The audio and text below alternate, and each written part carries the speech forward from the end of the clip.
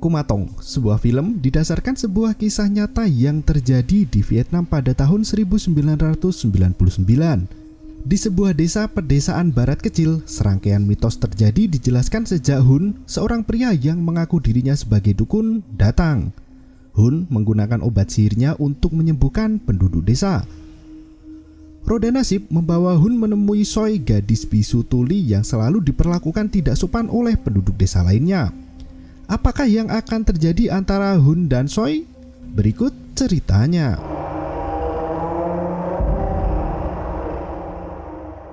Sebuah altar dengan lilin merah tertata rapi. Seorang perempuan berusaha untuk melepaskan diri dari kain merah yang mengikat lehernya. Pria itu menyerang dengan sekuat tenaga hingga si gadis meninggoy. Pria itu mengambil cincin korban dan mulai meletakkannya di altar sebagai persembahan untuk para dewa. Dan film pun dimulai. April 1999, kala itu Soi tengah mencuci pakaian di sungai.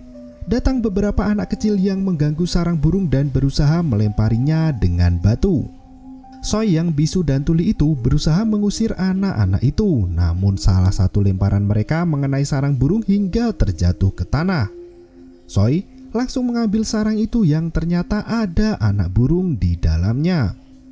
Anak-anak itu justru membuli Soi dengan ejekan yang tak patut ditiru. Dari kejauhan terlihat ada kapal yang memasuki desa mereka. Kapal itu berlabuh tak jauh dari tempat Soi mencuci.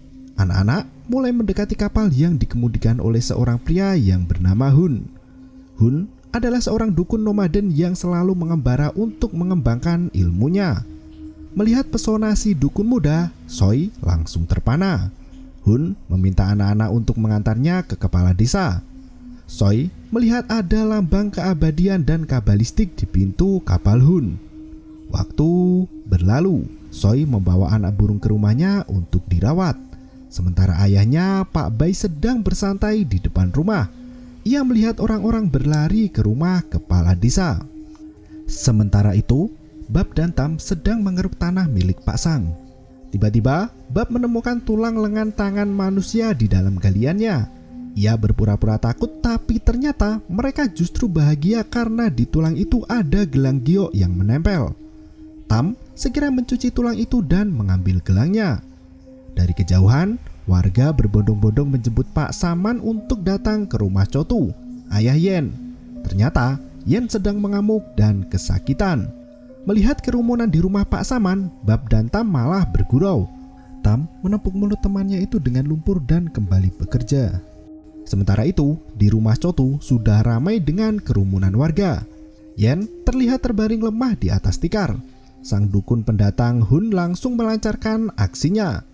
Saat Hun menyemprotkan ramuan bius, ibu kandung Yen yang juga seorang tabib menginterupsi proses pengobatan si dukun.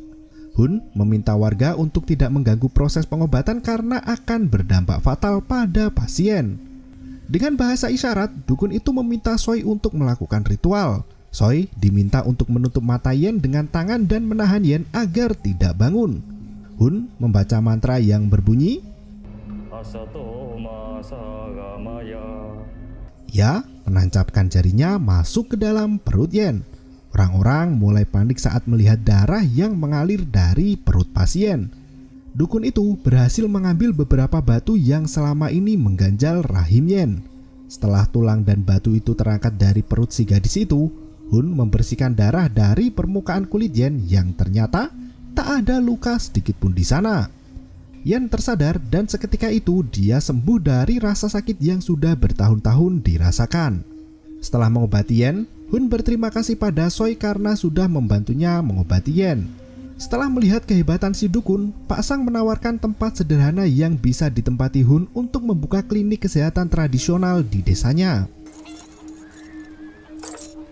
Pagi harinya, Bab dan Tam masih berebut gelang giok yang mereka temukan di dalam tanah.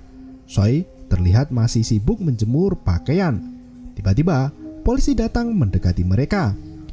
Pak Ki meminta Bab dan Tam untuk memberitahukan pada Hun agar menyerahkan fotokopi KTP pada petugas setempat.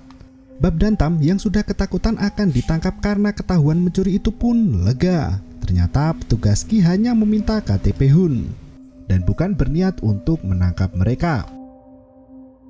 Malam kembali menjelang. Hun yang tertidur di kapalnya bermimpi tentang ibunya lagi. Ia kembali ke masa anak-anak di mana ibunya masih ada di sampingnya. Saat mereka asik bermain, tiba-tiba ibu Hun terdiam dan adegan bahagia seketika berubah menjadi menyeramkan. Hun menangisi ibunya yang sedang gantung diri. Terdengar suara guru Hun yang menjelaskan tentang ilmu kumatong. Untuk berlatih ilmu kumatong dibutuhkan seorang wanita yang baru saja terbunuh. Tiba-tiba Hun terbangun dari tidurnya. Ia menatap ke arah peti yang disimpan di altar dan malam pun berlalu. Pagi harinya Hun datang mengunjungi rumah Soi. Ia memberikan pekerjaan pada Soi untuk membantunya di klinik.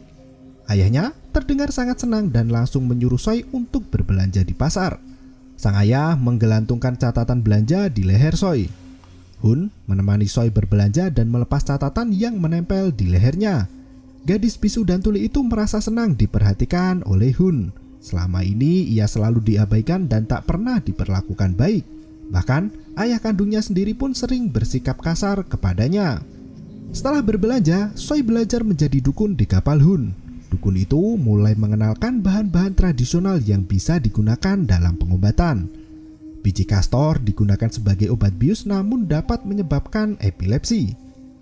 Hari demi hari berlalu, pasien satu persatu silih berganti, dari orang tua hingga anak-anak. Soi setia mempelajari cara pengobatan tradisional itu sembari membantu Hun untuk melakukan ritual. Hingga pada suatu hari, Pak Kades memberikan izin pada Hun untuk menempati rumah tua yang telah lama kosong di desanya. Segera, Soi dan Hun merenovasi rumah itu untuk dijadikan tempat praktek perdukunan. Soi juga mengikat kandang burung miliknya di pohon dekat rumah dukun. Burung yang ia temukan beberapa waktu lalu dirawat hingga semakin besar. Setelah proses renovasi selesai, sepupu Soi yang bernama Gui datang menjenguknya. Mereka nangkring di atas pohon sambil membicarakan tentang percintaan. Usut punya usut, ternyata selama ini Soi memendam rasa cinta pada si dukun. Gui mengajarkan Soi agar memberikan perhatian lebih pada si dukun agar Hun lebih peka pada Soi. Dengan polosnya, Soi langsung mempraktekannya. Saat Soi dan Hun pergi ke hutan, ia memberikan makanan buatannya sendiri untuk sang dukun. Hun cukup tersentuh dengan kebaikan Soi. Ia pun menceritakan pengalaman pahit masa kecilnya saat ditinggal mati ibunya. Saat ia bersama ibunya pergi ke hutan, ia melihat ada ular berbisa di belakang punggung si ibu. Hun mencoba melindungi ibunya dari gigitan ular itu, namun sayang ia terkena racun dari bisa ular itu. Hun pun kejang-kejang dan meninggal dunia. Semua orang mengira Hun telah mati dan menguburkannya di liang lahat. Ternyata setelah beberapa hari di dalam tanah, Hun terbangun kembali. Ia berteriak minta tolong hingga datang satu dukun perempuan yang menggali kuburnya dan menyelamatkan Hun kecil. Setelah ia bangkit dari kubur, Hun pulang ke rumahnya dan melihat ibunya sudah mati gantung diri karena depresi ditinggal oleh anak sematawayangnya. Hun berpikir jika ia berhasil menguasai ilmu kumatong, maka ia dapat berjumpa dengan jiwa sang ibu. Hun larut dalam kesedihan dan menangis. Soi mencoba untuk mengusap air mata Hun, namun dari belakang punggung Soi sudah ada ular berbisa. Hun menangkap ular itu dan mengambil bisanya. Ia teringat dengan guru spiritualnya yang selalu menyuntikkan bisa ular ke tangannya. Guru itu mengatakan jika racun ular dapat membuat Hun kebal dan bertambah kuat. Hun menyiapkan alat suntik dan mengisinya dengan bisa ular itu. Ia meminta Soi untuk menyuntikkan penawar racun di pahanya jika ia kejang-kejang setelah menyuntikkan bisa ular ke tubuhnya. Segera, ia suntikan bisa ular itu ke tangan kanannya. Seketika itu, Hun mulai kejang-kejang hingga mulutnya berbusa. Soi justru panik dan bingung. Ia mengangkat tangannya berniat untuk menyuntik paha Hun, namun tiba-tiba tangan Hun menghalangi Soi. Ia sudah tersadar dari kondisi kritisnya. Di luar rumah, Pak Sang, saudagar kaya, sudah berada di depan pintu untuk meminta bantuan. Ia meminta teman cantiknya yang bernama Sao. Sao yang kelewat seksi itu mendapatkan kiriman dari orang yang iri padanya. Pak Sang berkata jika banyak gadis lain yang cemburu melihat kecantikan Sao. Hun pun segera melancarkan aksinya. Ia akan membentengi Sao dengan tato mantra. Ia berkata jika ritual itu tak boleh melibatkan orang lain dan meminta Pak Sang untuk menunggu di luar. Hun pun memberikan baju khusus untuk pasien yang bajunya kurang terbuka itu. Ia meminta Soi untuk menggantikan baju Sao. Setelah Sao berganti pakaian, Hun memakaikan jepit rambut di kepalanya dan membuka kancing baju Sao. Sao dengan tenang mengamati proses ritual itu. Hun menyemprotkan bius ke dada Sao dan mengusap-ngusapnya. Sao berbaring di atas tikar dengan belahan dada yang terbuka, sementara Hun mentato tepat di tengah-tengah belahan dada itu. Dan secara perlahan, tentunya biar lama. Bukannya merintih kesakitan, Sao malah merintih keenakan. Sementara Soi masih terus memperhatikan dengan ekspresi cemburunya. Saat Soi akan melangkah pergi, Hun meminta untuk membuatkan teh. Sementara proses ritual telah usai. Sao terlihat sangat puas dengan ritual yang baru saja ia rasakan. Sembari membetulkan bajunya, Sao mengambil uang dari tasnya. Namun Hun menolak dibayar karena Sao adalah teman dari Paman Sang. Sambil malu-malu tapi mau, Sao berkata akan kembali berkonsultasi dengan dukun itu lain waktu. Hun berkata jika ia akan membuat tato mantra pemikat jika Sao bersedia. Wanita itu justru semakin menggebu untuk segera mendapatkan tato itu. Hun menulis persyaratan di selembar kertas dan meminta Sao untuk datang lagi di akhir bulan. Sao keluar dari rumah Hun dan pamit pulang. Ternyata Pak Sang di luar mempergoki Bab dan Tam yang mencuri di tanah lahan miliknya. Sementara Pak Sang dan Sao pulang, Hun kembali ke altarnya dan membuat teh. Soi tiba-tiba datang dan memeluk Hun lalu membuka bajunya. Hun menolak Soi dan meminta Soi untuk meminum teh buatannya. Hun menyingkap rambut Soi dan seketika itu Soi jatuh pingsan. Dukun itu menelanjangi Soi dan melakukan ritual untuk membersihkan Soi dari dosa. Karena dosa yang dilakukan menempel di bulu manusia, Hun mencukur semua bulu badan Soi namun tiba-tiba Soi terbangun. Hun yang terkejut tak sengaja menggores paha Soi. Soi kembali tertidur dan melihat Hun sedang meniup asap putih di wajahnya. Soi pun tersadar ketika matahari sudah meninggi. Ia memeriksa luka di pahanya yang ternyata sudah tidak berbekas. Di ruang tamu, ayah Soi datang mengunjungi Hun. Dengan membawa perhiasan, ayah Soi meminta Hun untuk menikahi anak gadisnya itu. Hun pun memilih untuk tidak mengambil perhiasan itu dan tetap menikahi Soi. Adegan berganti tepat di acara pernikahan mereka berdua.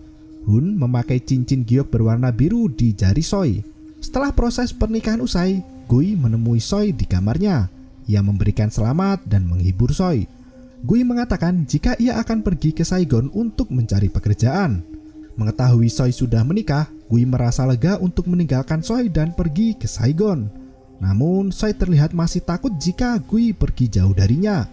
Gui pun berjanji untuk terus berada di samping Soi untuk menjaganya hingga Soi aman. Malam harinya Hun berhubungan badan dengan Soi yang telah resmi menjadi istri.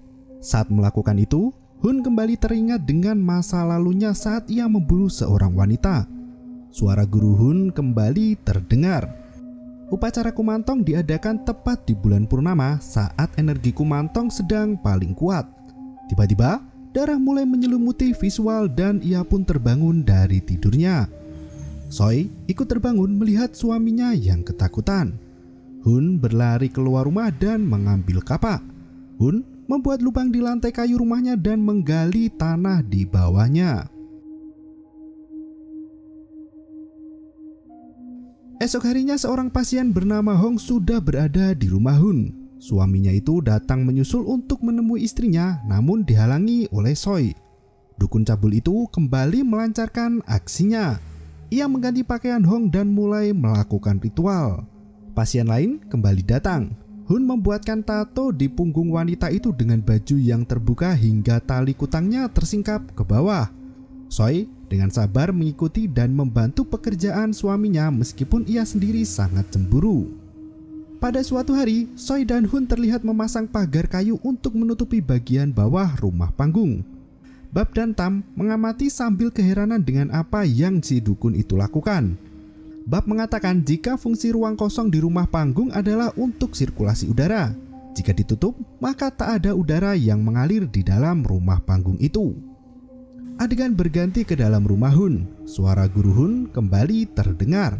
Ia mengatakan jika persembahan harus disembunyikan di ruang bawah tanah. Saat ia berhasil menguasai Kumantong, maka jiwa persembahannya tidak akan bisa lepas dan menjadi budak selamanya. Akhirnya terowongan bawah tanah Hun selesai dibangun. Lorong itu cukup dalam dan panjang hingga menembus ke kolam milik Pak Sang.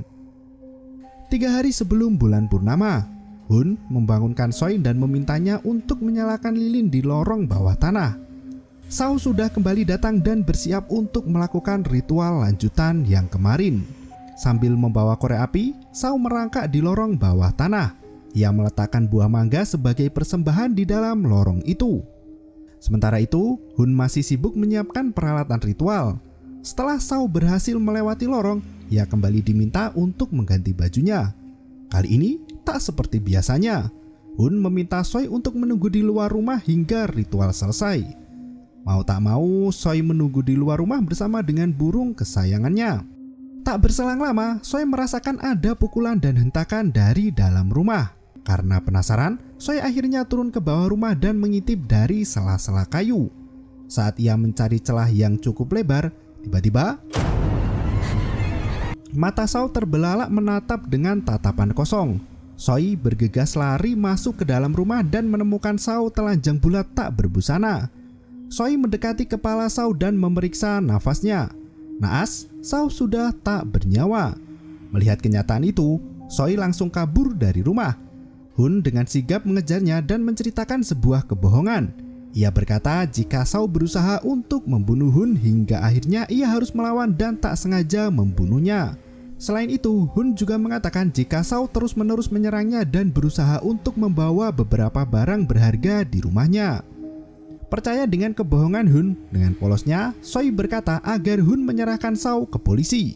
Hun kembali mempengaruhi Soi agar membantunya menghilangkan jejak pembunuhan. Ia berkata jika polisi tahu, maka dirinya akan diusir dari desa itu dan masa depan keluarga kecil itu akan hancur. Akhirnya, Soi menuruti perkataan suaminya itu. Esok harinya, polisi setempat mendapatkan laporan kehilangan orang. Mereka memanggil Hun dan Soi untuk memberi keterangan. Petugas kepolisian menunjukkan foto Sao pada Hun dan Soi. Namun Hun masih melanjutkan kebohongannya. Ia bersaksi di depan polisi jika dirinya tak pernah mengenal Sao sebelumnya. Soi juga mengikuti arahan dari Hun dan berkata jika dirinya juga tak pernah melihat Sao sebelumnya. Di tempat lain, Yen bersama suaminya sedang makan di warung. Hun datang bersama dengan Soi untuk meminjam panci dengan ukuran yang paling besar. Hun berkata jika ia membeli kepala babi dan berencana untuk merebusnya. Setelah mengambil panci dari warung, Hun dan Soi kembali pulang ke rumah. Amui sudah menunggu di sana untuk membuat tato jimat lagi. Amui menceritakan efek dari ramuan yang diberikan oleh Hun. Mantan suaminya sudah beristri itu sering cekcok hingga istrinya yang tengah hamil mengalami keguguran. Amui mengakui kehebatan Hun. Dukun itu langsung menawarkan ilmu Kumantong pada Amui. Seketika itu, Amui resmi menjadi murid Hun. Soi masih bermain dengan burungnya di depan rumah. Amui keluar dengan pakaian setengah terbuka dan dia pergi meninggalkan Soi berdua dengan Hun. Soi masuk ke dalam rumah dan membersihkan altar. Dia mencium bau bangkai dari bawah lantai rumah itu. Ia segera memeriksa sumber bau itu dan turun ke lantai bawah. Soi melihat ada gundukan tanah di sudut ruangan. Ia menggali tanah itu dengan tangan kosong dan menemukan kaki manusia di sana. Soi menggali ke arah berlawanan dan justru menemukan leher yang terpotong tanpa kepala. Sementara itu, setelah mengantarkan Amui pulang, Hun diminta untuk datang ke rumah Yen. Ternyata Yen meminta tolong agar ia dan suaminya segera mendapatkan momongan. Dengan dibawakan beberapa botol minuman, Hun menerima permintaan bantuan dari Yen dan berjalan pulang. Soi masih berada di bawah lantai rumah itu. Ia menemukan sebuah keranjang rotan yang ternyata isinya adalah kepala si Sao. Soi terkejut dan menumpahkan kepala Sao ke tanah. Ia melihat pintu rumahnya terbuka menandakan Hun sudah sampai rumah. Hun terkejut melihat ruang bawah tanahnya diketahui oleh Choi. Sementara Choi langsung lari melewati lorong bawah tanah. Hun mengejar Choi hingga ke rumah ayah Choi. Sang ayah merasakan ada hal aneh hingga Choi ketakutan melihat suaminya sendiri. Hun bahkan berani berlaku kasar di depan ayahnya. Ia menjambak rambut istrinya dan memaksa kembali ke rumah. Sang ayah tak bisa berbuat apa-apa dan membiarkan anaknya pergi. Sesampainya di rumah, Hun mulai mengintimidasi Choi agar tidak buka mulut pada siapapun. Choi menangis ketakutan dan hanya punya satu pilihan, yaitu menuruti perkataan suaminya. Hari berganti. Pagi itu Hun meminta Choi untuk membantunya menyiapkan rebusan. Sementara itu, Yen sudah sampai rumah mereka untuk melakukan pengobatan agar mendapatkan keturunan. Hun menyuruh Choi untuk menjaga api tetap menyala. Setelah Hun masuk ke rumahnya bersama Yen, Choi mengintip isi panci itu yang ternyata adalah kepala Sao. Seketika Choi muntah-muntah melihat pemandangan menjijikan itu. Di dalam rumah, Hun kembali melakukan ritual. Hun membius Yen agar ia tak sadarkan diri. Saat Yen sudah terbaring di atas tikar, Hun membuka baju Yen dan memperkosanya. Hun berhubungan seksual dengan pasien yang sudah dibiusnya hingga malam tiba. Sementara itu, Bab dan Tam datang mendekati rebusan kepala Sao. Mereka mengira yang direbus itu adalah kepala babi. Bahkan mereka juga membawa beberapa bahan makanan. Bab membuka tutup panci itu yang ternyata kepala Sao sudah melebur dalam kuah yang mendidih. Choi menutup kembali panci itu dan meminta mereka untuk pergi. Hun yang sudah puas dengan Yen mulai menyadarkan pasiennya menggunakan percikan air jeruk. Hun mulai keluar mengantar Yen pulang dan segera mengusir Bab dan Tam dari rebusan kepala itu. Malam semakin larut. Hun memasang jebakan di ujung lorong ruang bawah tanah yang menuju ke kolam Pak Sang. Ia memiliki firasat jika akan ada orang yang masuk ke lorong buatannya. Karena malam itu adalah malam purnama, Hun segera menyiapkan peralatan untuk melakukan ritual kumantong. Sambil membacakan mantra, Hun menyembelih burung gagak dan menyiramkan darahnya ke tengkorak manusia. Mantra yang dibaca kali ini yaitu dilanjutkan dengan di mana mantra itu menggambarkan kedamaian dan keabadian. Dua hal itu memang adalah hal yang selama ini dicari oleh Hun. Suara gurunya kembali berkata jika ada asap putih keluar maka itu adalah perwujudan jiwa yang keluar meninggalkan kumantong. Saat asap putih itu keluar dari tengkorak Sao, Hun gagal menghirupnya. Alhasil, Hun harus mengulang ritual itu lagi bulan berikutnya. Ia mulai mengamuk dan menghancurkan altarnya sendiri. Esok pun tiba. Amui kembali menemui gurunya Hun. Sambil merayu, Amui membawakan hadiah berupa kura-kura emas. Sementara Amui sedang berhubungan badan dengan Hun, Choi dipaksa menunggu di luar rumah. Choi bersembunyi di bawah tumpukan kayu. Ayahnya yang datang mengajak Choi untuk makan berdua. Sang ayah mulai menyadari kesedihan yang terpancar dari wajah anaknya. Namun Choi belum mau bercerita terus terang.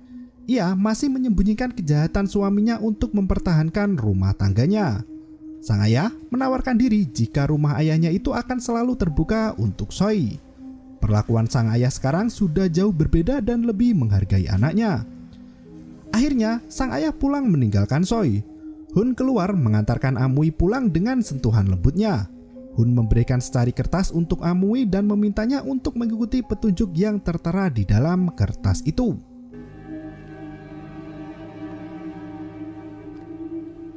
Malam harinya, semua orang terlelap. Hun mendengar ada orang yang berteriak kesakitan di kolam Pak Sang. Benar saja, ada orang yang akan menyelinap masuk ke terowongan Hun. Orang itu adalah Tam. Hun yang mendengar teriakan itu masuk ke lorong dan berhasil menangkap Tam. Pagi harinya, Tam sudah dikerumuni banyak orang. Ia tak sadarkan diri dengan mulut tersumpal tai sapi. Warga desa segera membawa Tam ke warung Pak Saman dan memanggil Hun untuk menyadarkannya. Tanpa mereka sadari, Hunlah yang membuat Tam tak sadarkan diri dan menyumpalinya dengan kotoran sapi. Setelah Hun menyadarkan dengan perasan jeruk, Tam berlari ketakutan karena melihat Hun ada di depannya. Warga desa masih dengan pemikirannya yang konvensional jika Tam masih mengalami kerasukan setan. Hun pun mengusap kepala Tam sambil mengancamnya agar tak buka mulut. Malam harinya Amui masuk ke dalam lorong dan melewati terowong bawah tanah. Ia meletakkan mangga dan naik ke dalam rumah Hun. Ia juga membawa temannya yang bernama Kat. Kat mengaku ingin belajar ilmu kumantong juga. Amui langsung menyuruh Kat untuk mengganti pakaiannya. Seketika itu, Hun mencekik leher Kat dengan kain merah. Ia menyuruh Amui untuk melihat mata Kat yang semakin meredup dan meninggoy. Jasad Kat kembali ditelanjangi dan dicukur bulu-bulu di sekujur tubuhnya. Hun melakukan ritual bersama Amui hingga usai larut malam. Sebelum tidur, Hun kembali menyuntikkan bisa ular ke lengannya. Saat pagi menjelang, Hun masih tertidur, sedangkan Soi bangun dari tidurnya dengan peti sudah berada di tengah kasur memisahkan mereka berdua. Mengetahui suaminya belum bangun, Soi berusaha membuka isi peti itu yang selalu dibawa oleh Hun. Soi mengambil kunci dari leher Hun dan membuka lemari yang berisi tengkorak dan beberapa ramuan alami. Soi mulai menyadari akal-akalan dukun gadungan itu. Beberapa pasien yang berhasil ia sembuhkan sebenarnya dibikin sakit oleh dukun itu sendiri. Ketika ada anak yang kejang-kejang, Hun mengatakan jika anak itu mengalami epilepsi. Padahal Hun memberikan ramuan berisi biji toraks. Soi mengambil beberapa barang bukti seperti batu yang keluar dari rahim Yen dan KTP para pasien yang ada di sana. Tiba-tiba, Yen datang dan menggedor pintu Hun. Soi buru-buru mengunci lemari itu lagi dan mengembalikan kuncinya ke leher Hun. Soi membangunkan suaminya dan berkata jika Yen datang untuk menemuinya. Di luar rumah, sudah ada Amui yang mencoba untuk menenangkan Yen. Ternyata, Yen meminta untuk mengaborsi anaknya. Semenjak berobat di dukun Hun, Yen belum pernah berhubungan intim dengan suaminya itu. Suami Yen menuduhnya berselingkuh dan mengatakan jika bayi yang dikandung Yen adalah anak iblis. Dengan tenang, Hun menolak permintaan Yen dengan alasan itu adalah karunia dari dewa. Padahal Hun sendiri yang telah menghamilinya. Mendengar Hun enggan membantu mengaborsi anak Yen, Amui mulai berulah. Ia berkata jika Hun sedang ingin beristirahat. Amui berencana untuk menjadikan Yen tumbal dalam ritual kumantong selanjutnya. Ia memberikan secari kertas pada Yen dan memintanya datang lagi melalui lorong bawah tanah. Yen merasa lega dan kembali ke rumahnya. Sementara itu, Hun sangat emosi dengan tingkah ngelunjak Amui yang sesuka hati mencari tumbal. Hun mencekik leher Amui, namun Amui berhasil merayu gurunya itu dengan iming-iming uang yang banyak. Amui memiliki tabungan yang cukup banyak dan berjanji akan membiayai klinik pengobatan tradisional Hun. Ia juga berkata setelah membunuh Yen mereka akan segera meninggalkan desa itu. Mengetahui hal itu, Soi langsung pergi ke kantor polisi untuk melapor. Soi pergi ke kantor polisi saat Hun mengunjungi tetangganya. Di kantor polisi, tak ada satupun orang yang memahami maksud kedatangan Soi. Akhirnya Soi berlari menuju ke rumah tetangganya. Gawatnya, Hun sudah pulang ke rumah. Segera Soi menyusul suaminya itu ke rumah. Gui yang berada di bus melihat Soi berlari kencang seperti dikejar seseorang. Ia yang sudah bersiap pergi ke Saigon itu turun dari bus dan mencari kemana Soi pergi. Tanpa Soi sadari, Amui telah membuntutinya dan melihat Soi masuk ke kantor polisi. Di seberang jalan, Amui melihat Gui berdiri sambil memanggil nama Soi. Ternyata Soi sudah sampai di rumahnya. Malam harinya ritual kembali akan digelar. Amui sudah membawa burung gagak. Hun juga sudah menyiapkan kain merah. Mereka mulai merencanakan untuk menjebak Soi. Setelah Soi menyalakan lampu lorong, ia diikat di tiang rumah dan ditutup matanya. Dari lorong, Gui muncul dan mulai mencari Soi. Tiba-tiba, Hun mencekik leher Gui dengan kain merahnya. Soi mencoba melepaskan diri dengan korek api yang dia simpan, namun sayang nyawa Gui sudah tak tertolong lagi. Soi mengamuk dan dibanting oleh Hun hingga pingsan. Saat tersadar, kepala Gui sudah tergantung di depannya. Ritual pun dimulai. Tiba-tiba, Yen muncul dari ruang bawah tanah dan melihat ada kepala Gui tertancap di altar. Yen langsung kabur untuk menyelamatkan diri. Hun mengejar Yen masuk ke dalam terowongan, sementara Soi langsung menghajar Amui hingga pingsan. Soi mulai membaca buku petunjuk ritual dan menjalankan ritual itu. Ia membuka peti merah yang berisi tulang tengkorak ibunya Hun. Sementara Yen sudah tertangkap oleh Hun dan dibawa kembali ke depan altar. Sesampainya di rumah, Hun melihat asap putih jiwa ibunya masuk ke tubuh Choi. Seketika itu, Hun memanggil Choi dengan sebutan ibu dan memeluknya erat. Hun akhirnya bisa mengenang kembali masa kecilnya. Choi yang masih tersadar itu menancapkan obat bius ke punggung Hun. Choi lari dari rumah itu bersama Yen, namun Hun masih belum pingsan dan mengejar mereka. Dengan sekuat tenaga, Choi terus melawan dan memukul Hun. Hingga akhirnya Hun mulai kejang-kejang. Choi membawa Yen ke kolam dan menyembunyikannya di bawah lumpur. Choi segera berlari menuju ke rumah ayahnya. Kali ini sang ayah tahu apa yang terjadi dan melindungi Choi dari suaminya sendiri. Sang ayah berteriak dan meminta bantuan warga. Warga yang sudah berkumpul langsung menggeruduk rumah ayah Choi dan menangkap dukun Hun. Warga justru terkejut mengapa mereka menangkap orang tak bersalah. Akhirnya, Choi dan ayahnya membeberkan semuanya. Choi menunjukkan kalung dan barang bukti lainnya. Ia menunjukkan di mana Yen berada. Semua warga menggeruduk rumah Hun dan menemukan banyak jasad dan tengkorak.